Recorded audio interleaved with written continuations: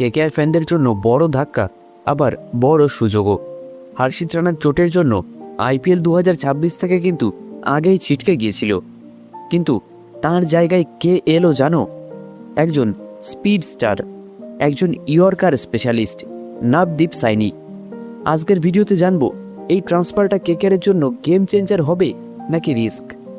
Kolkata night রাইডার্সের জন্য এটা মোটেও সহজ পরিস্থিতি ছিল না, কারণ হর্ষিত রানা শুধু একজন বোলারই নয়, তিনি ছিলেন কেকেআরের বোলিংয়ের মেন গুরুত্বপূর্ণ অংশ। হঠাৎ তার ইনজুরি পুরো টিমের কম্বিনেশনকেই নাড়িয়ে দিয়েছিল। তখনই কেকেআর ম্যানেজমেন্ট সিদ্ধান্ত নেয় তাদের দরকার একজন অভিজ্ঞ, দ্রুতগতি এবং চাপ সামলাতে পারে এমন একজন পেসার। এখানেই কিন্তু এন্ট্রি নিয়েছেন নবদীপ সাইনি। মাত্র 75 লক্ষ টাকায় তাকে দলে নেওয়া হয়েছে, কিন্তু দাম কম হলেও অভিজ্ঞতা কিন্তু একেবারেই কম নয়।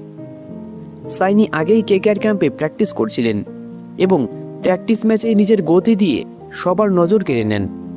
সাইনির সবচেয়ে বড় শক্তি হলো তার র পেস এবং ডেডলি ইয়র্কার। তার আইপিএল ক্যারিয়ারের কথা বলতে গেলে 32টা ম্যাচ খেলেছেন, এখনও পর্যন্ত 23টি উইকেট নিয়েছেন।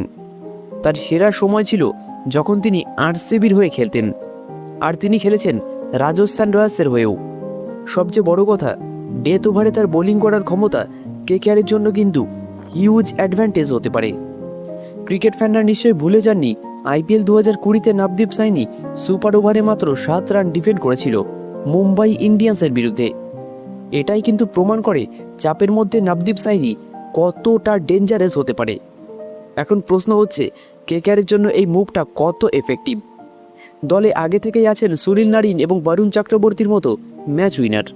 এখন যদি সাইনি নিজের ফর্মে ফিরে আসে, তাহলে কেকেআরের বোলিং অ্যাটাক হয়ে উঠতে পারে কমপ্লিট প্যাকেজ।